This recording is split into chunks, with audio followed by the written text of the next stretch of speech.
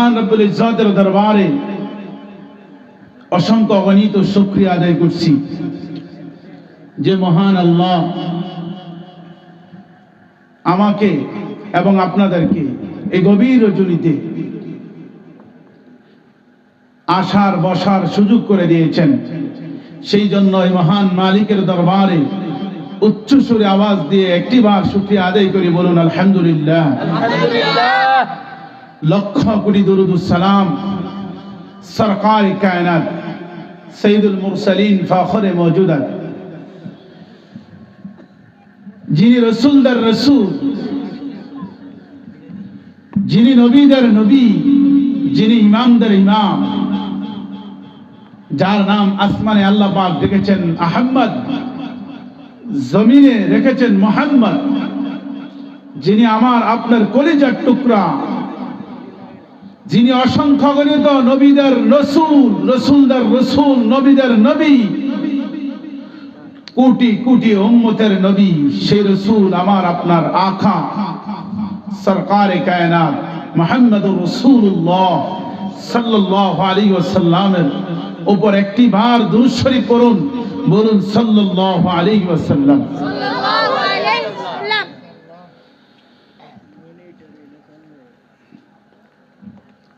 আমি আপনাদের সম্মুখে আল্লাহ পাকের কালাম থেকে এখানে আয়াতে কারিমা তেলাওয়াত করেছি। قُلْ إِن كُنتُمْ تُحِبُّونَ اللَّهَ فَاتَّبِعُونِي يُحْبِبْكُمُ اللَّهُ وَيَغْفِرْ لَكُمْ ذُنُوبَكُمْ وَاللَّهُ غَفُورٌ رَحِيمٌ।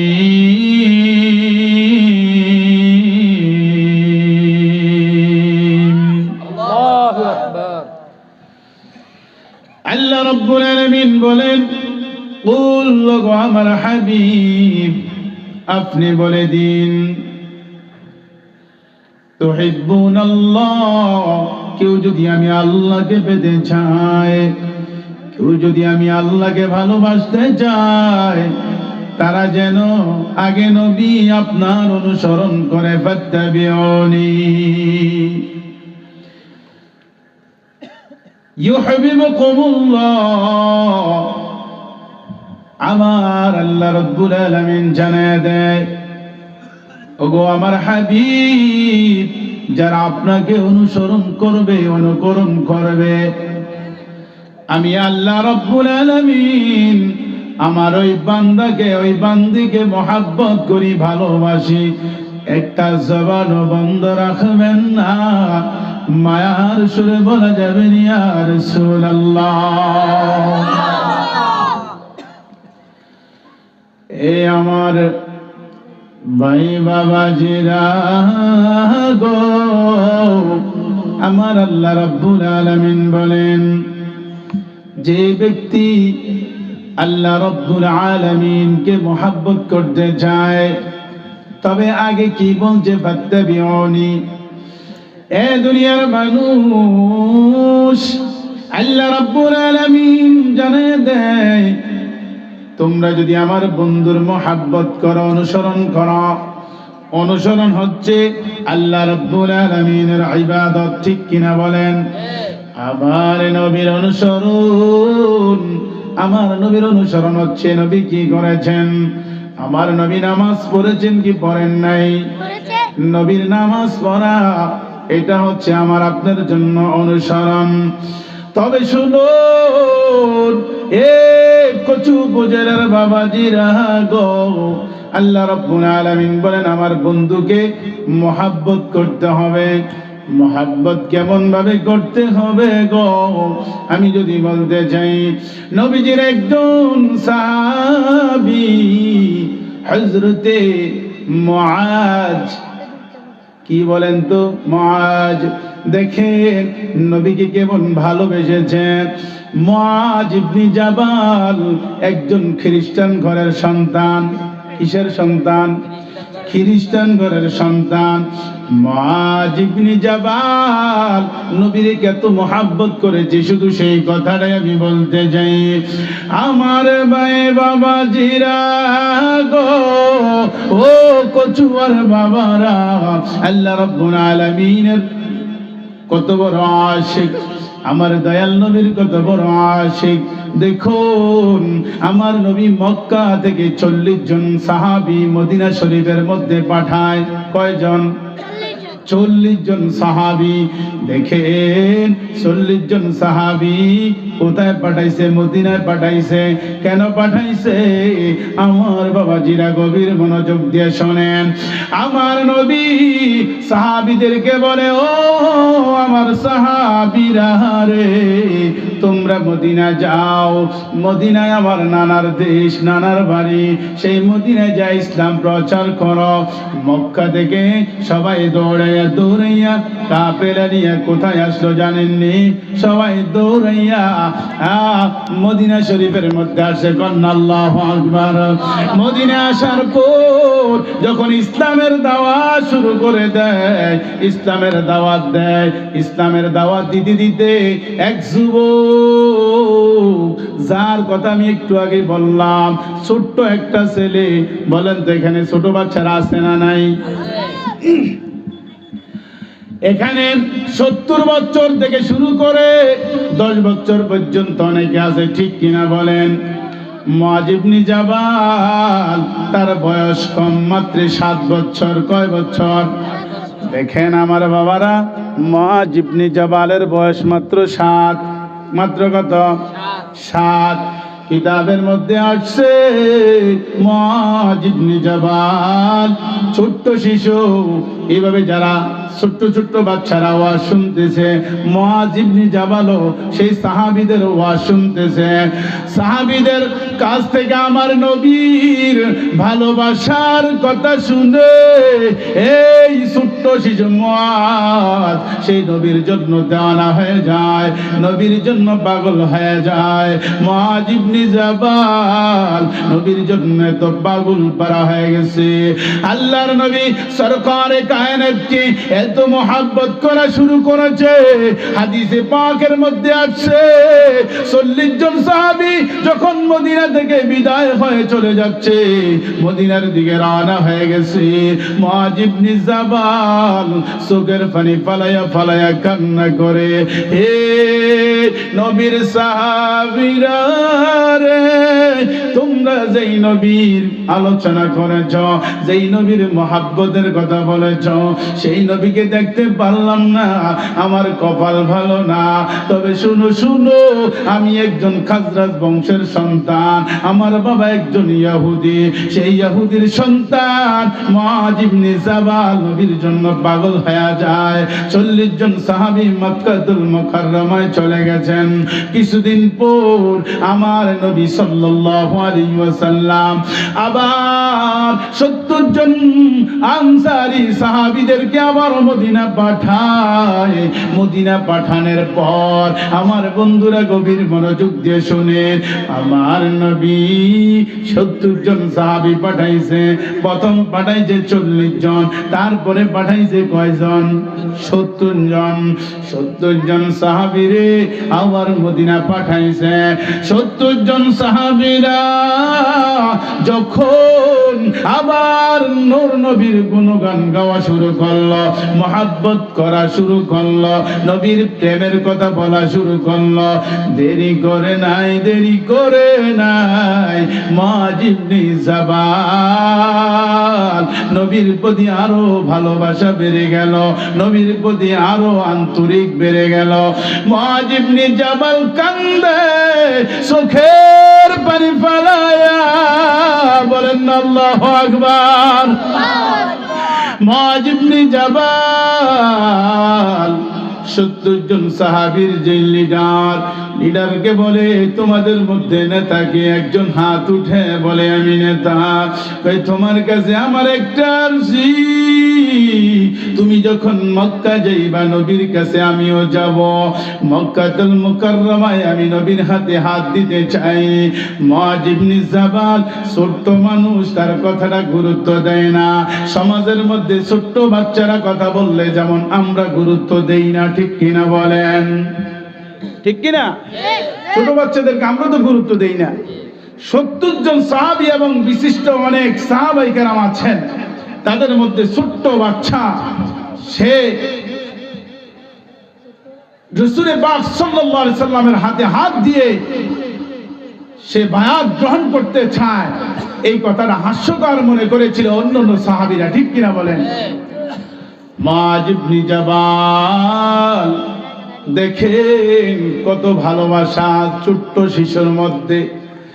হায় রে, আবু জাহেলের মধ্যে নাই ভালোবাসা, নমরুদের মধ্যে নাই সেই ভালোবাসা, কিন্তু ছোট্ট বাদশা ইয়াহুদের সন্তান মুআয ইবনে জাবাল আমার নবীর জন্য এত পাগল, এত পাগল। এ আমার বাবাজিরা গো, মুআয ইবনে জাবাল সহ্য করতে পারে নাই, বলে আমি মদিনায় যাব। মুআয ইবনে জাবাল মদিনায় রওনা হবে, প্রস্তুত হয়ে আছে। আজকে সাহাবীরা রওনা দেওয়া শুরু করবে, সাথে সাথে পিছে পিছে মুআয ইবনে জাবাল রওনা হবে। আল্লাহু আকবার। 550 কিলোমিটারের রাস্তা। কত কিলোমিটার? 550 কিলোমিটারের রাস্তা। হে বন্ধুগণ, আমার হাজিরা বাস দিয়া মক্কা থেকে মদিনায় গেছে, অসুস্থ হয়ে গেছে। গেছেন কেউ মক্কা থেকে মদিনা, যারা বাস দিয়ে গেল কি হয়ে যায়? অসুস্থ হয়ে যায়। 550 কিলোমিটারের রাস্তা। অথচ মুআয ইবনে জাবাল নবীর তো প্রেমিক হয়ে গেছে, নবীর জন্য তো দেওয়ানা হয়ে গেছে। মুআয ইবনে জাবাল আজকে সাহাবীদের পিছে পিছে যাইতে প্রস্তুত, কাপড় চোপড় ব্যাগ হাতে নিয়ে রেডি হয়ে গেছে। আল্লাহু আকবার। সাহাবীরা বিদায় হয়ে যাবে, পিছে পিছে মুআয ইবনে জাবাল হাঁটা শুরু করে দেয়। সাহাবীদের লিডার বলে, সাহাবীরা বলে, মুআয তুমি ছোট্ট ছেলে, কোথায় যাও, কোথায় যাও, কোথায় যাও?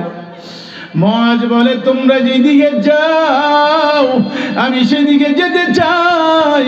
মুআয বলে, না না, আমি কারো কথা মানব না, আমি কারো কথা শুনতে চাই না, আমি আজকে তোমাদের পিছে পিছে নবীর কাছে যাব। কন্যা ইয়া রাসূলুল্লাহ।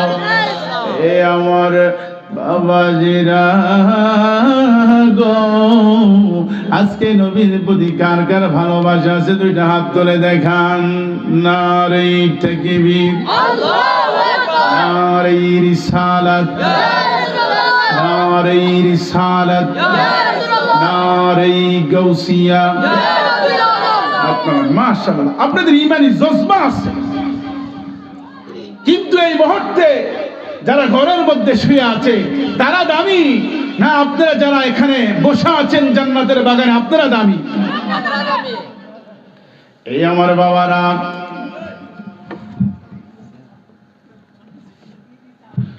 মুআয ইবনে জাবাল নবীর কত ভালোবাসা শুরু করলো, সাহাবীদের পিছে পিছে হাঁটতে শুরু করলো। তখন গাড়ি ছিল না, সব সাহাবীরা হাঁটতে হাঁটতে সেই মদিনার দিকে রওনা হয়। সেই মদিনা থেকে আবার হাঁটতে হাঁটতে মক্কার দিকে রওনা হয়। মুআয ইবনে জাবাল মদিনা থেকে মক্কার দিকে রওনা হয়ে গেছে। হাতের মধ্যে ব্যাগ, ছোট্ট বাচ্চা 7 বছরের ছেলে। মুআয পিছে পিছে যখন হাঁটতে শুরু করে, সাহাবীরা বলে না না না, তুমি এত দূরের পথ হাঁটতে পারবা না, তোমাকে নিতে চাই না, যাও যাও তুমি বাড়িতে চলে যাও। মুআয ইবনে জাবালকে কোনোভাবেই ঠেকাইতে পারে না। মুআয ইবনে জাবাল না মানতে রাজি না, নবীর কাছে যাব, খন্ড ইয়া রাসূলুল্লাহ, এ আমার বাবারা। মুআয ইবনে জাবাল তারা যত হাঁটে পিছে পিছে হাঁটতে শুরু করে। মুআয যেতে যেতে যখন 200-300 কিলোমিটার রাস্তা হেঁটে ফেলছে, সাহাবীরা বলে, মুআয তুমি এত ছোট্ট মানুষ, কিভাবে সামনের পথগুলো অতিক্রম করবা? কয় আমি কিভাবে অতিক্রম করব জানি না, আমি যে এত পথ আসছি সেটাও আমি বলতে পারবো না, আমার বিন্দু পরিমাণও কষ্ট হয় না। কিন্তু মুআয ইবনে জাবাল আমার নবীর জন্য যখন পাগল হয়ে গেছে গো, আমার আল্লাহর সহ্য হয় না। আল্লাহ ফেরেশতাদেরকে বলে, ও ফেরেশতারা, আমার মুআযের হাঁটতে যেন কষ্ট না হয়, আমার মুআযকে সাহায্য করে আমি আমার নবীর দরবারে পৌঁছে দাও। জবান করে বলেন সুবহানাল্লাহ, আরো জোরে বলেন ইয়া রাসূলুল্লাহ। মুআয ইবনে জাবাল পিছে পিছে যাইতে যাইতে আমার নবীর কাছে পৌঁছে গেল। আমার নবী এই মুআযকে দেখে ভয় পেয়ে গেল। এ সাহাবীরা রে, এই ছোট্ট ছেলে কে? কারণ রে বাবা, আমার নবী যখন তায়েফের ময়দানে গেছে, তায়েফের ময়দানে ছোট্ট ছোট্ট বাচ্চারা আমার নবীকে পাথর মারছে। ছোট্ট ছোট্ট ছেলেদেরকে দেখলে আমার নবীর সেই তায়েফের কথা স্মরণ হয়। আমার নবী বলেন, এ সাহাবীরা রে, কে এই সন্তান, কে সন্তান? এই ছোট্ট ছেলেকে, ছোট্ট ছেলে ডাক দেয়া বলে, ইয়া রাসূলুল্লাহ, নবী গো, আমার নাম মুআয, তোমার বাড়ি কই? আমার বাড়ি মদিনায়। তোমার বাপ কি করে? কয় আমার বাপ একজন খ্রিস্টান, আমার বাবা একজন রাখাল। বলে তুমি কোথায় থেকে আসলা? কয় মদিনা থেকে আসলাম। কেন এত দূরে আসলাম? এই ছোট্ট মুআয বলে, ইয়া রাসূলুল্লাহ, আর কষ্ট দিয়েন না গো নবী, আপনার সাহাবীরা যখন আপনার কথাগুলো, আপনার মহব্বতের কথাগুলো, আপনি নবীর কথাগুলো যখন মসজিদে নববীর মধ্যে আলোচনা করে আমি কোন থেকে শুনে থাকি, শুনতে শুনতে শুনতে শুনতে ইয়া রাসূলুল্লাহ আমি দেওয়ানা হয়ে গেছি, আমি আপনার জন্য পাগল হয়ে গেছি। ইয়া রাসূলুল্লাহ, আমি আপনাকে মহব্বত করি, আমি আপনার কাছে বায়াত গ্রহণ করতে চাই। কন্যা আল্লাহু আকবার। এ যুবক, তুমি তো নবীর উম্মত, তোমার অন্তরে একটু মায়া আসে না রে যুবক, ঠিক কি না? যদি অন্তরে মায়া আসতো, আজকে নবীর কোরআন ও হাদিসের কথা হয়। যুবক, তুমি কেমনে ঘরের মধ্যে বসে রইলা? এই যুবক, তুমি কেমনে দোকানের মধ্যে বসে রইলা? এর যুবক, কি জবাব আমার আল্লাহর কাছে দিবাম? আমার নবী সরকারে কায়নাত বলে, মুআয তুমি কি সত্যি আমাকে ভালোবাসো? কয় ইয়া রাসূলুল্লাহ, আমি আপনাকে ভালোবাসি। কয় কিসের স্বার্থে ভালোবাসো? কয় একমাত্র আল্লাহর মহব্বতে, আল্লাহর জন্য আপনাকে মহব্বত করি। কন্যা আল্লাহু আকবার। ইয়া রাসূলুল্লাহ, নবী গো, আমি আপনাকে মহব্বত করি, আপনি আমাকে মহব্বত করবেন কি করবেন না? আমাকে বায়াত গ্রহণ করাবেন কি করাবেন না? আমার নবী বলে, মুআয তুমি যদি ইসলাম গ্রহণ করতে হয়, ওযু বানাইতে হবে, পরিষ্কার পরিচ্ছন্নতা হতে হবে। মুআযকে গোসলের জন্য অনুমতি দিয়ে দিলেন। মুআয মুআজ আমার নবীর জন্য আশিক, সাথে সাথে পবিত্রতা অর্জন করেছে। ইয়া রাসূলুল্লাহ, নবী গো, আমি আপনার কদমে হাজিরা দিলাম, পবিত্রতা অর্জন করলাম, আমাকে আপনি কালেমা পড়িয়ে দেন। আমার নবী বলে, মুআজ আয় আয় আয় আমার কোলে আয়। আমার নবী মুআজকে জড়ায় ধইরা মুআজকে বলে, মুআজ সত্যি আমি নবীও আমি আল্লাহর জন্য তোরে মহব্বত করি। মুআজ আমি তোমাকেও ভালোবাসি রে মুআজ, কারণ যে আমার নবীরে ভালোবাসবো, আমার নবী তারে ভালোবাসে। আর আমার আল্লাহ কয়, বন্ধু গো, যারা আপনারে ভালোবাসবে, আমি আল্লাহ দেরি করি না, দেরি করি না, আমি আল্লাহ তারে ভালোবাসি। আল্লাহ কি কয় জানেননি? আল্লাহ কয়, ওয়াগফিরু লাকুম যুনুবাকুম ওয়াল্লাহু গফুরুর রহিম। আল্লাহ রাব্বুল আলামিন বলেন, যারা আমাকে ভালোবাসবে, যারা আমাকে মহব্বত করবে, যারা আমাকে মহব্বত করবে, আমার আল্লাহ রাব্বুল আলামিন তাকে মাফ করে দেয়। আল্লাহ বলে তার গুনাহগুলো মাফ করে দেয়। কি করলে বাবা হারা, কি করলে আল্লাহ মাফ করে? কথা বলেন না। আল্লাহর নবীরে ভালোবাসলে, নবীরে ভালোবাসতে চাইতো সবাই কোন নবীকে ভালোবাসতে চাই কি চাই না? আরো জোরে কোন নবীকে ভালোবাসতে চাই কি চাই না? তাইলে মুআজের মতো নবীকে ভালোবাসতে হবে, ঠিক কিনা বলেন? এই জন্য আমার আল্লাহ বলেন, আল্লাহ ইসলামের গাইন, আল্লাহ হচ্ছে সবচেয়ে বড় দয়ালু। আল্লাহ বলেন, আমি হচ্ছে দয়াবান। আমি কত বড় দয়াবান তোমরা জানো নি? আল্লাহ রাব্বুল আলামিন কোরআনের মধ্যে বলেন, ইন্নামাত التوبة على الله الذين يعملون السوء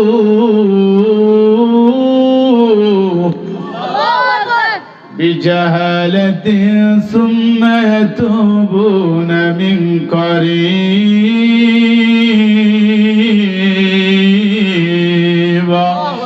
আল্লাহ রাব্বুল আলামিন বলেন, আল্লাহ তারে মাফ কইরা দেয়। ওয়াগফির লাকুম যুনুবাকুম, আল্লাহ কারে মাফ করে সূরা তাওবার মধ্যে আল্লাহ আয়াত নাযিল করে দেয়। আল্লাহ রাব্বুল আলামিন বলেন, ইন্নামাত তাওবা আলাল্লাহিল্লাযীনা ইয়ামালুনা সুআ বিজাহালা।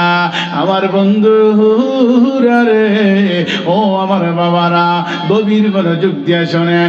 আল্লাহ কয়, ইন্নামাত তাওবা, নিশ্চয়ই ওই ব্যক্তির তওবা, ওই ব্যক্তিকে আমি আল্লাহ মাফ করি। তাওবাতু আলাল্লাহিল্লাযীনা, কি করে? যারা গুনাহ করে, গুনাহ করার সাথে সাথে আল্লাহর কাছে প্রার্থনা করে আর বলে সুম্মা ইয়াতুবুনা মিন করিব।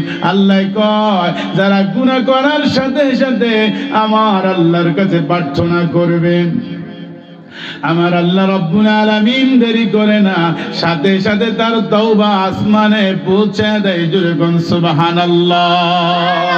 কি করে? যারা তাওবা করে, কি করার পর? গুনাহ করার পর। গুনাহ করি কি করি না? কথা বলেন বাবা, করি কি করি না? আমি এখানে আলোচনা করতে বসছি, যদি দুই চারটা কথা আপনি না শিখতে পারেন, তাহলে এই আলোচনার কোনো দাম আছে? কথা বলেন, দাম আছে? আমার বন্ধুরা রে, এই জন্য আজকে আপনাদের দুইটা কদমে হাত দিয়ে বলতে চাই রে বাবা, আল্লাহর কাছে প্রার্থনা করুন। কেন কেন? শুনুন, গভীর মনোযোগ দিয়ে শোনেন রে বাবা। আল্লাহ পাক বলেন, যারা গুনাহ করবে আমি আল্লাহ মাফ করি, তবে কখন? যখন সাথে সাথে কি করবে? তওবা করবে। ثم يتوبون من قريب فأولئك يتوب الله, আল্লাহ আমি তওবা করলাম। وكان الله عليما حكيما।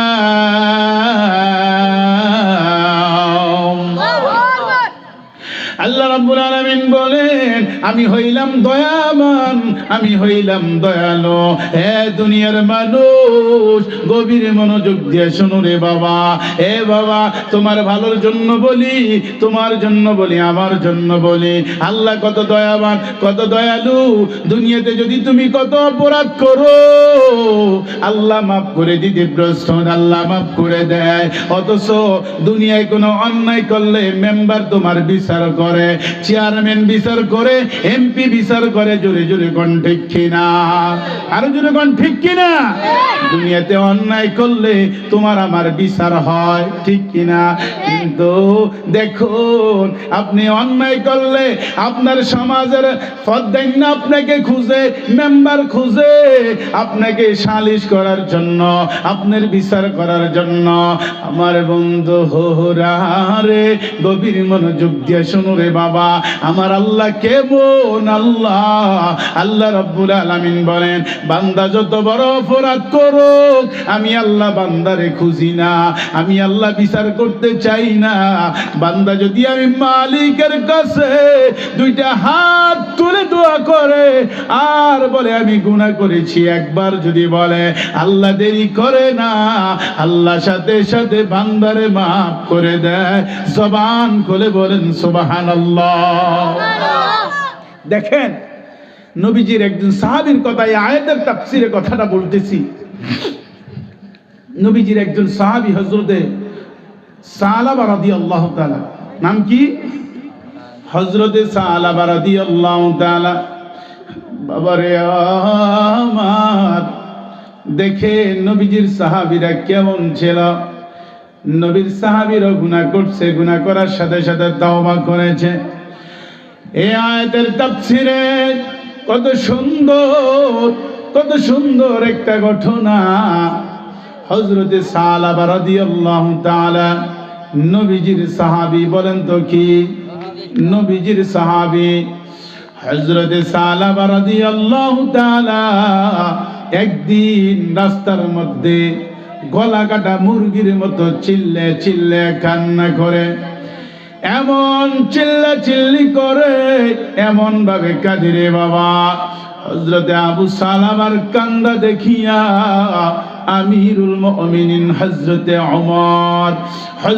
ওমর দৌড়াইয়া দৌড়াইয়া আয়েশা বলে, সালাবা রে, কেন কান্না করো রে সালাবা? সালাবা, হযরতে সালাবা রাদিয়াল্লাহু তাআলা বলে, ওমর, আমি এত বড় গুনাহ করেছি, গুনার তাড়নায় আমি কান্না করি, আমি ইবলিসের ওয়াসওয়াসায় পড়ে গুনাহ করেছি রে ওমর। বলো তো আল্লাহ আমাকে মাফ করবে কি করবে না? যুবক এমন ভাবে কান্না শুরু করে দিল। আমিরুল মুমিনিন হযরত ওমর তিনি বলে, আল্লাহর তোমারে মাফ করবে কিনা সেটা আল্লাহর বিষয়। আল্লাহ তোমাকে মাফ করতে পারে, নাও করতে পারে, তবে আমি কিভাবে বলবো? যাও যাও যাও, আমার এই কথাটা তুমি হযরত আলীর কাছে বলো। দৌড়াইয়া হযরতে সালাবা রাদিয়াল্লাহু তাআলা তিনি দৌড়াইয়া হযরত আলী রাদিয়াল্লাহু তাআলার কাছে বলে, ওগো আলী, আমি অনেক বড় একটা গুনাহ করেছি, বলেন তো আল্লাহ আমাকে মাফ করবে কি করবে না? আল্লাহ আমাকে ক্ষমা করবে কি করবে না? কি গুনাহ করেছো, কি গুনাহ করেছ? এ আমার বন্ধুরা রে, হযরত সালাবা বলে, আলী রে, কি গুনাহ করেছি বলতে পারবো না, এত বড় গুনাহ করেছি, লজ্জার বিষয়, কেমনে বলবো? বলা যাবে না, বলা সম্ভব হবে না। হযরত সালাবা রাদিয়াল্লাহু তাআলা কান্দে, এমন কান্দে রে। এবার হযরত আলী বলে, যাও, তোমার এই কথা সিদ্ধান্ত আমি দিতে পারবো না। যাও তুমি খলিফাতুল মুসলিমিন হযরত আবু বকরের কাছে যাও।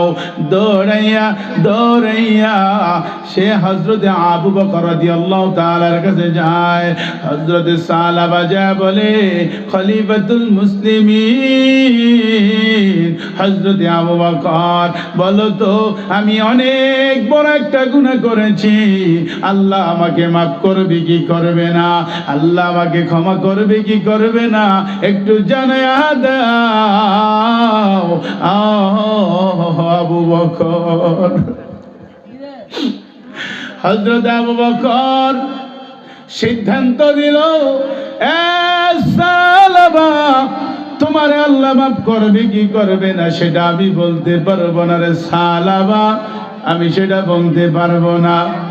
আল্লাহ তোমারে মাফ করে দিতে পারে, তোমারে আল্লাহ নাও মাফ করতে পারে। যাও তুমি আমার আকা সাইয়্যিদুল মুরসালিন নবী মুহাম্মদুর রাসূলুল্লাহ সাল্লাল্লাহু আলাইহি ওয়াসাল্লামের কাছে যাও। আমার নবী সিদ্ধান্ত দিবে, আল্লাহ তোমারে মাফ করবে কি করবে না সেই সিদ্ধান্ত আমার আল্লাহ দিয়ে দিবে। আমার বাবাজিরা গো, দৌড়াইয়া দৌড়াইয়া হযরত সালাবা রাদিয়াল্লাহু তাআলা আমার নবীর কাছে যা বলে, আসসালামু আলাইকা ইয়া রাসূলুল্লাহ, ও প্রাণের নবী, আমি গুনাহগার, আপনার কদমে হাজিরা দিলাম। ইয়া রাসূলুল্লাহ, ইয়া হাবিবাল্লাহ, নবী গো,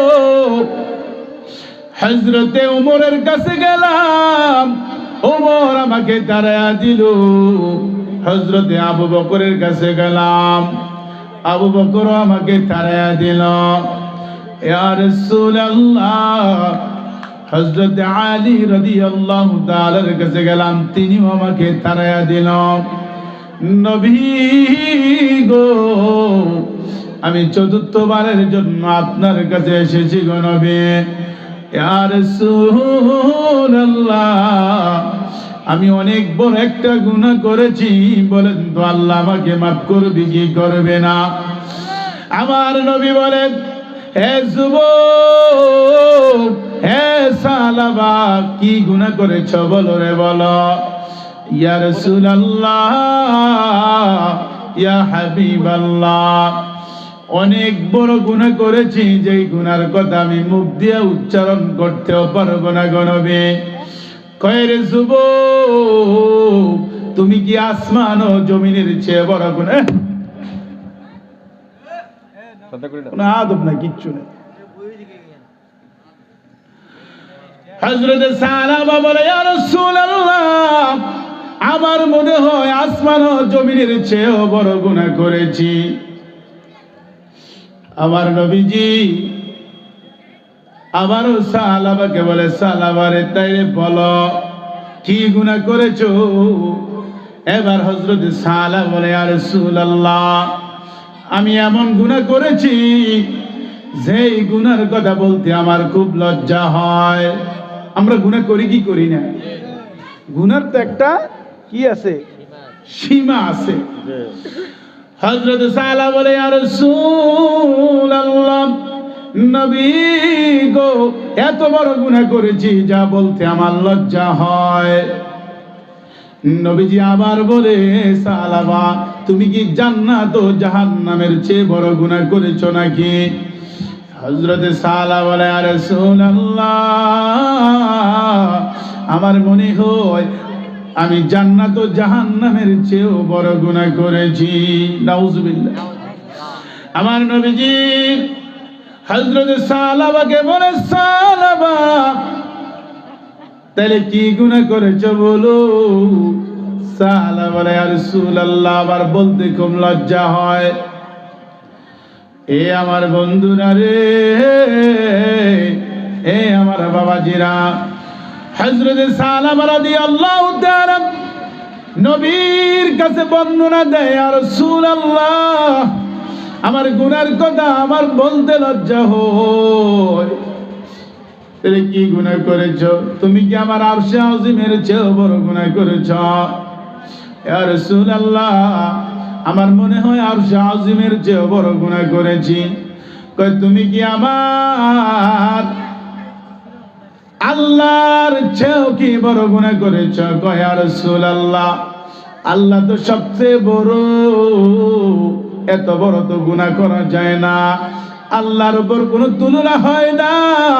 ইয়া রাসূলুল্লাহ, শুনুন, আমরা নিজেরও শুনে আমার নবীর কথার উত্তরে সালাম বলে, ইয়া রাসূলুল্লাহ, আজকে 7 বছর ধরে আমি কাপনের কাপড় চুরি করি। নাউজুবিল্লাহ। ইয়া রাসূলুল্লাহ, 7 বছর ধরে কাপনের কাপড় চুরি করি। নবীজি, আজ থেকে কয়েকদিন আগে এক কবরের মধ্যে গেলাম, একজন আনসারী মহিলার কবর। নবী গো, কবরটা খনন করলাম।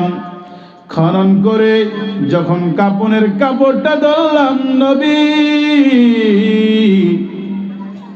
কাপড়টা টান দেওয়ার সাথে সাথে ওই মহিলার গায়ের কাপড়টা আমার হাতের মধ্যে চলে আসে। হে রাসূলুল্লাহ, নবী গো, এই যুবতী মহিলা তো সুন্দরী গো নবী। ইয়া রাসূলুল্লাহ, আমি দেরি করি নাই, আমি তার সাথে জিনা করতে শুরু করেছি। জোরে কন্না নাউজুবিল্লাহ, আরো জোরে কন্না নাউজুবিল্লাহ। ইয়া রাসূলুল্লাহ, জিনার কাজ ছাইরা কাপড়ের কাপড়টা লইয়া যখন মাটির মধ্যে আসলাম, জমিনের মধ্যে ফাড়া দিলাম গো নবী, কবর থেকে একটা আওয়াজ, এ যুবক, আজকে লক্ষ লক্ষ কোটি কোটি মুর্দার ব্যক্তির সামনে আবার অপমান করল রে যুবক। এ যুবক, এই বিচারটা আমার মালিকের দরবারে দিয়ে দিলাম। যুবক এই আওয়াজ শোনার সাথে সাথে জমিনে পাগল হইয়া গড়ানো শুরু করে। ওই যে বললাম, আবু বকরের কাছে গেছে, ওমরের কাছে গেছে, আলীর কাছে গেছে, আমার নবীর কাছে গেছে। আমার নবী যুবকের কথা শুই না চোখের পানি টলমল করে, চোখের মোবারক থেকে পানি পড়তে শুরু করে। যুবক, কি করলি রে যুবক? আমার নবী কান্দে। মসজিদে নববীর মধ্যে কান্নার রোল পড়ে গেছে যুবকের কথা শুই না। হযরত ওমর কান্দে, আবু বকর কান্দে, ওমর কান্দে, ওসমান কান্দে। যুবকরে বলে, যুবক, আমি নবীর দরবার থেকে বের হয়ে যা, আমি নবীর দরবার থেকে বের হয়ে যা। ধাক্কা দিয়ে যুবককে নবীর দরবার থেকে বের করে দেওয়া হয়। এই যুবক বাড়ির দিকে রওনা হয়। হযরত সালাবা রাদিয়াল্লাহু তাআলা যখন বাড়িতে রওনা দিলেন, তার ঘরের মধ্যে একটা শিশু সন্তান, কন্যা সন্তান, কন্যা সন্তান ডাক দিয়া কয়, বাবা সালাবা। যেই বাবারে ওমর ফেরত দিয়ে দিছে, যেই বাবারে আলী ফেরত দিয়ে দিছে, যেই বাবারে আবু বকর ফেরত দিয়ে দিছে, যেই বাবারে স্বয়ং আমার নবী ফেরত দিয়ে দিছে, সেই বাবার জায়গা আমার ঘরে হবে না। নাউজুবিল্লাহ। হযরত সালাবা রাদিয়াল্লাহু তাআলা ঘর ছেড়ে, বাড়ি ছেড়ে চলে গেলেন, মদিনার শহর ছেড়ে দিলেন, পাহাড়ের দেশ, পাহাড়ের কাছে চলে গেলেন। নবীজি সাল্লাল্লাহু আলাইহি ওয়াসাল্লাম 3 দিন ধরে সালাবার কোনো খবর নেয় না। দেখে ওই যুবক পাহাড়ের মধ্যে দাঁড়ায় দাঁড়ায় আল্লাহর কাছে প্রার্থনা করে, আল্লাহ, তওবা করলাম, আমাকে মাফ করে দাও, আমাকে ক্ষমা করে দাও। যুবক আল্লাহর কাছে প্রার্থনা করার কারণে আল্লাহ যুবককে মাফ করে দেয়। হযরত সালাবা পাহাড়ের মধ্যে গভীর রজনীতে শুধু আল্লাহর কাছে প্রার্থনা করে। 3 দিন যাওয়ার পর আসমান থেকে আমার আল্লাহ রাব্বুল আলামিন জমিনের মধ্যে হযরত জিবরাইলকে পাঠিয়ে দিলেন। জিবরাইল রে, ও জিবরাইল আমার বন্ধুকে বলো, যেই সাহাবাকে ওমর ফেরত দিয়ে দিছে, যেই সাহাবারে আলী ফেরত দিয়ে দিছে, ওসমান ফেরত দিয়ে দিছে, আবু বকর ফেরত দিয়ে দিছে, আমার বন্ধু ফেরত দিয়ে দিছে, সেই যুবক কোথায়? হযরত জিবরাইল আসমান থেকে জমিনের মধ্যে এসে আমার নবীকে সালাম দেয়, আসসালামু আলাইকা ইয়া রাসূলুল্লাহ। নবী গো, আপনার একজন সাহাবী হযরত সালাবা, আল্লাহ রাব্বুল আলামিন আদেশ করেছেন আপনার সালাবা কোথায়? ইয়া রাসূলুল্লাহ, সালাবার কথা আমার আল্লাহ জিজ্ঞাসা করেছে। ওই সালাবা তো জেনা করেছে, গুনাহ করেছে, এই জন্য তাকে মদিনা শহর থেকে বের করে দেওয়া হয়েছে। ইয়া রাসূলুল্লাহ, আল্লাহ যদি সালাবাকে মাফ করে দেয়, আপনি নবীর কোনো কষ্ট থাকবে নি, আপনি নবীর অন্তরে কোনো কষ্ট লাগবে নি। নবী বলে, না না না, ও জিবরাইল, আমি নবীর অন্তরে কোনো কষ্ট আসবে না। আমি চাই আল্লাহ যেন সালাবাকে মাফ করে দেয়। ইয়া রাসূলুল্লাহ, নবী গো, আপনার সাহাবী সালাবাকে আমার আল্লাহ মাফ করে দিয়েছে। আল্লাহ সংবাদ দিয়েছে, 2 নম্বর সংবাদ, সালাবাকে খোঁজাখুঁজি করার জন্য। আমার নবীজি চোখের পানি ফালাইয়া কান্না করে আর বলে, আবু বকর, এ আবু বকর, যাও যাও, দেখো খোঁজাখুঁজি করো, আমার সালাবা কোথায় আছে। নবী আদেশ করছে, সালাবা কোথায়? এ নবীর উম্মতের দল, হযরত সালাবাকে খোঁজার জন্য 3 জনকে দায়িত্ব দেওয়া হয়। যেই 3 জন ফেরত পাঠাইছে, আবু বকর, হযরত ওমর, হযরত আলী। কিন্তু নবীর একজন বয়োজ্যেষ্ঠ সাহাবী, মুরব্বী সাহাবী হযরতে সালমান বারসি রাদিয়াল্লাহু তাআলা বলে, ইয়া রাসূলুল্লাহ, নবী গো, যেই সালাবাকে খোঁজার জন্য আসমান থেকে জিবরাইল নেমে এসেছে, সেই সালাবাকে খোঁজার জন্য আমি সালমান যেতে চাই। আল্লাহু আকবার। আমার নবী অনুমতি দিয়ে দিলেন, এ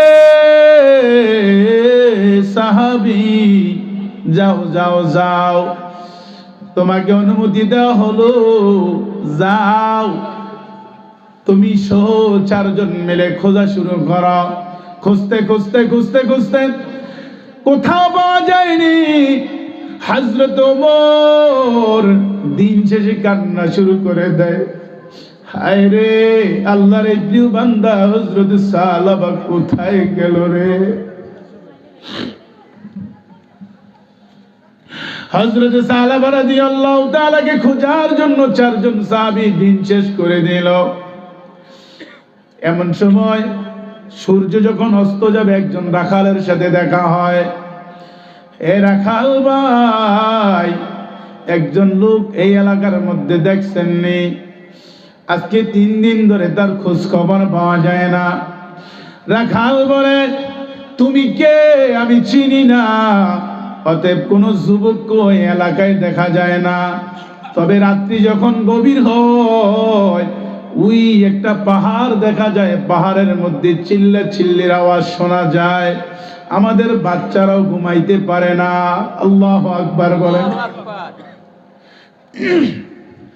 হযরত সালাবা রাদিয়াল্লাহু তাআলার খুঁজে হযরত ওমর কান্দে, হযরত আলী কান্দে, হযরতে আবু বকর কান্দে, সালমান ফার্সি কান্দে। সারাটা দিন চই চই করে খুঁজলাম, কিন্তু সালাবাকে পাইলাম না। কি জবাব দিব নবীর কাছে? কি জবাব দিব আল্লাহর কাছে? জিবরাইল তো নবীর কাছে হাজির। হযরত সালাবাকে খোঁজার জন্য সেই ওই রাখালের কথা মতো সেই পাহাড়ে খোঁজাখুঁজি শুরু করে, কিন্তু দেখে না। হাদিসের মধ্যে আসছে, এই আয়াতের তাফসীরে এত সুন্দরভাবে আসছে যে রাত্র যখন অর্ধেক শেষ হয়ে যায় তখন হযরত ওমর, আলী এবং সালমান ফার্সি, আবু বকর সে পাহাড়ের উপরে বসে বসে আল্লাহর কাছে প্রার্থনা করে, আর চুপ করে বসে আছে, আওয়াজ নাই। ওই যে রাখাল বলছে গভীর রজনীতে আওয়াজ শোনা যায়, চিল্লা চিল্লে আওয়াজ, তাদের বাচ্চারাও ঘুমাইতে পারে না। ঠিক রাত্র যখন অর্ধেক শেষ হয়ে যায় তখন ওই সে আবু সালাবা একটা পাহাড়ের মধ্যে গাছ, এই গাছের কিনারে গাছটা ধইরা ধইরা আল্লাহর কাছে চিল্লে চিল্লে কান্দে, আল্লাহ আমি গুনাহ করেছি সঠিক, জেনা করেছি সঠিক, তবে আল্লাহ শেষবারের মতো বলি আপনি যদি আমাকে মাফ করেন তাহলে করে দেন, না তো ধ্বংস করে দেন। এমন ভাবে যখন চিল্লা চিল্লি শুরু করলো, হযরত সালাবা রাদিয়াল্লাহু তাআলা কান্না করতেছে আর আল্লাহর কাছে প্রার্থনা করতেছে, নারে তাকবীর, আল্লাহু আকবার, নারে রিসালাত, ইয়া রাসূলুল্লাহ, নারে গাউসিয়া, ইয়া গাউসুল্লাহ, মুফতি ওমর ফারুক সাহেজি সাহেবের আগমন এই মাহফিলের পক্ষ থেকে, আজকের মাহফিলের পক্ষ থেকে প্রধান মেহমানের আগমন, প্রধান মেহমানের আগমন, সবাই বলি মারহাবা। আমার বন্ধুরা, হযরত সালাবা রাদিয়াল্লাহু তাআলার খোঁজ খবর পাওয়া যায়। হযরত সালাবার হাতের মধ্যে খপ করে ধরে হযরত ওমর বলে, ভাই সালাবা, তোমার জন্য আমার নবী কান্না করে, তুমি কোথায়? তুমি পাহাড়ের মধ্যে এসেছো, আল্লাহ আসমান থেকে জিব্রাইলকে পাঠাইলো। না চেয়ারবে না। হযরত সালাবা রাদিয়াল্লাহু তাআলা বলে, তোমরা কে বা কারা? হযরতে ওমর বলে, আমি ওমর। আমার বন্ধুরা, হযরত আবু বকর বলে, সালাবা, আমি হযরতে আবু বকর, আমি হযরতে আলী, আমি হযরতে সালমান। এভাবে পরিচয় দেওয়ার পর কেন আসছো? এবার তারা কি বলে জানেননি? তারা বলে, তোমার জন্য আসছি, তোমাকে নিয়ে যাব। হযরতে সালাবা রাদিয়াল্লাহু তাআলা বলে, না না না, আমি মদিনায় যাব না। যে মদিনায় আমি জিনা করেছি, যেই মদিনায় আমি গুনাহ করেছি, সেই মদিনায় যে আমি মুখ দেখাইতে পারবো না। বিশেষ করে আমার ভাই হযরতে সাদকে আমি মুখ দেখাইতে পারবো না। না না, আমি মদিনায় যেতে চাই না। ওমর কান্না করে আর বলে, সালাবা রে, নবী অপেক্ষা করে তোরে নিয়ে যাওয়ার জন্য, অতএব তোমাকে নিতে হবে, তোমার যেতে হবে। হযরতে সালাবাকে রাজি করাইতে পারে নাই। হযরতে সালাবা শেষ পর্যন্ত বলতেছে, তোমরা যদি আমাকে নিতে হয়, আমার হাতের মধ্যে বাঁধো, আমার পায়ের মধ্যে বাঁধো, আমাকে হাত পাও বেঁধে তারপরে নবীর কাছে নাও। হযরতে সালাবার ঠিক হাতের মধ্যে বাঁধা হয়েছে, পায়ের মধ্যে বাঁধা হয়েছে, হাত পা বেঁধে সবাই কোলে করে নবীর দরবারে নিয়ে যায়। নবীজি তখন ফজরের ইমামতি করে, কন্না আল্লাহু আকবার, ফজরের সালাতের ইমামতি করে আমার নবী। আমার বন্ধুগণ, আমার বাবারা, হযরত ওমর এবং মোট 5 জন লোক ফজরের নামাজের জন্য দাঁড়ায় গেলেন। নামাজের জন্য দাঁড়াইয়া তারা নামাজ পড়তেছে, সাথে হযরতে সালাবা আছে। নবীজি প্রথম রাকাতের মধ্যে সূরা ফাতিহার পর তেলাওয়াত করে, আল্লাহু মুত্তাকাসুর হাত্তা যুরতুমুল মাকাবির। নবী তেলাওয়াতের সাথে সাথে হযরতে আবু সালাবা রাদিয়াল্লাহু তাআলা চিল্লে একটা শিক্ষার দিয়ে বলে, আমাকে কোথায় নিয়ে আসছো? আমি বাঁচবো না, আমি বাঁচবো না বলে চিল্লে চিল্লে কান্না শুরু করে হযরতে সালাবা রাদিয়াল্লাহু তাআলা, নবীজির সাহাবী, জিনা করার কারণে দেখেন আল্লাহ রাব্বুল আলামিনের কাছে এত প্রিয় হয়ে গেছে শুধু মাপ চাওয়ার কারণে, ক্ষমা চাওয়ার কারণে, ঠিক কিনা বলেন? আমার বন্ধুরা, হযরত সাহাবা রাদিয়াল্লাহু তাআলা নবীর ইমামতিতে নামাজ পড়ে নবী প্রথম আয়াত তেলাওয়াত করার সাথে সাথে সে চিল্লে উঠলো, দ্বিতীয় আয়াত তেলাওয়াত করার সাথে সাথে বেহুশ হয়ে জমিনের মধ্যে পড়ে গেল। বেহুশ হয়ে জমিনে পড়ে গেল। জমিনে পড়ে যাওয়ার পর সব সাহাবীরা খেদমত শুরু করলো। আল্লাহর নবী নামাজের সালাম ফিরানোর আগে আগে হযরত সাহাবা রাদিয়াল্লাহু তাআলা দুনিয়ার মায়া ছেড়ে ইন্তেকাল করেছেন। ইন্না লিল্লাহি ওয়া ইন্না ইলাইহি রাজিউন। আমার বন্ধুরা, আমার বাবারা, মৃত্যু আমাদের জন্য অনিবার্য, অতএব মরতে হবে। আমাদেরকে আল্লাহর কাছে প্রার্থনা করার দরকার আছে না নাই? আজকে যে কথাটা বুঝাইতে চাইছিলাম আমি, শুধু বেশি বেশি তওবা করা আল্লাহ পাকের বেশি পছন্দ। যারা তওবার সাথে সাথে আল্লাহর ইবাদত করবে আর আমার দয়াল নবী কামনে ওয়ালা রাসূলের উপর যারা বেশি বেশি দুরূদ পড়বে, আল্লাহ রাব্বুল আলামিন তাদেরকে maaf করে দেবে, ঠিক কি না? আমার বাবারা, তাহলে মৃত্যুটা কেমন জিনিস? মৃত্যুটা আমাদের জন্য অনিবার্য, এতে কোনো সন্দেহ নাই। আমার জায়গা হইব নি আমার মরা লাশের লাইগা। জোরে সবাই জবান আসেনি? সবাই জবান আসেনি? কথা বলেন এটা আমার সাথে। আমি কি এই যে 1 ঘন্টা 1.5 ঘন্টা যা বয়ান করছি, একটা বার কোনো গজল কইছি? কইছিনি? কোন ধারাবাহিকভাবে আলোচনা করতেছি। আমার ইচ্ছা ছিল সর্বশেষ একটি কি গজল বলেই আমি বিদায় নেব। এখন আমি একটা গজল বলেই বিদায় নেব ইনশাআল্লাহ। আপনারা আমার সাথে সাথে সবাই পড়বেন।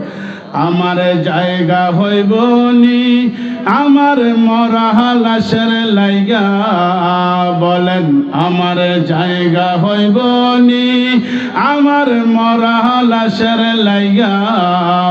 মসজিদেরই পাশে আমার কবর দিও, খইরায় আমার জায়গা হইব নি আমার জায়গা হইব নি আমার মরা লাশের লাইগা। মসজিদেরই পাশে আমার কবর দিও, খইরায় আমার জায়গা হইব নি। জগৎবাসী রে আমি যেদিন যামু ময়রা দুনিয়া সাহারিয়া, জামা কাপড় সবাই আমার নিবে রে খুলিয়া। ওরে 4 জনে 4 কান্দে লয়া, 4 জনে 4 কান্দে লয়া দিবে কবরে শোয়া। আমার জায়গা হইব নি আমার জায়গা হইব নি আমার মরা লাশের লাইগা। মসজিদের পাশে আমার কবর দিও, খইরা আমার জায়গা হইব নি। বাইরে ভাই বাড়ির পাশের গোরস্থানে আমার কবর দিও, আসা যাওয়ার পথে আমায় একবারে ফিরে চাইও, ঠিক কিনা বলেন? বাইরে ভাই বাড়ির পাশের গোরস্থানে আমার কবর দিও, আসা যাওয়ার পথে আমায় একবারে ফিরে চাইও। ওরে 1টা বছর যাওয়ার পরে, 1টা বছর যাওয়ার পরে চাইব না আর ফিরিয়া। আমার জায়গা হইব নি আমার জায়গা হইব নি আমার মরা লাশের লাইগা। মসজিদের পাশে আমার কবর দিও, খইরায় আমার জায়গা হইব নি। এলাকাবাসী রে আমি তোমার ছেলে সন্তান কয়দিনের লাগিয়া। এলাকাবাসী রে আমি তোমার ছেলে সন্তান কয়দিনের লাগিয়া। মরার পরে সবাই তোমরা যাইবারে ভুলিয়া। ওরে কষ্ট হইল সারে 3.5 হাত কষ্ট হইল, 3.5 হাত মাটি দিও খইরায় আমার জায়গা হইব নি, আমার জায়গা হইব নি, আমার মরা লাশের লাইগা মসজিদের পাশে আমার কবর দিও খইরায় আমার জায়গা হইব নি। ঠিক কিনা বলেন? আমার মরণের কতদিন বাকি আমি জানিলাম না গো, আমার মরণের কতদিন বাকি, আমার মরণের কতদিন বাকি আমি জানিলাম না গো, আল্লাহ মরণের কতদিন বাকি। আর আজরাইল আসিয়া যখন হস্তে দিবা দরি, তখন আমার মনাবাই করবে লোকালোকে আমি জানিলাম না গো, আল্লাহ মরণের কতদিন বাকি, আমার মরণের কতদিন বাকি আমি জানিলাম না গো, আল্লাহ মরণের কতদিন বাকি। 40 দিনের আগে বাইরে মৌতের নিশানি। ঠিক কিনা বলেন? 40 দিনের আগে বাইরে মৌতের নিশানি, জন্দু দেবা নিন্দা দিব চোখে দিয়া আন্দি আমি জানিলাম না গো, আল্লাহ মরণের কতদিন বাকি, আমার মরণের কতদিন বাকি আমি জানিলাম না গো, আল্লাহ মরণের কতদিন বাকি। হায়াত হইল হাতে বাইরে মওত হইল পায়ে। ঠিক কিনা বলেন? হায়াত হইল হাতে বাইরে মওত হইল পায়ে, যে জায়গা যায় মরণ লিখা সেই জায়গা সে মরে আমি জানিলাম না গো, আল্লাহ মরণের কতদিন বাকি, আমার মরণের কতদিন বাকি আমি জানিলাম না গো, আল্লাহ মরণের কতদিন বাকি। আল্লাহ রাব্বুল আলামিন যেন আমাদেরকে মৃত্যুর জন্য প্রস্তুত হওয়ার তৌফিক দান করে। সকলে বলেন আমিন। প্রস্তুতি কি? আজকে যা বলেছি, নামাজ পড়া, আল্লাহর ইবাদত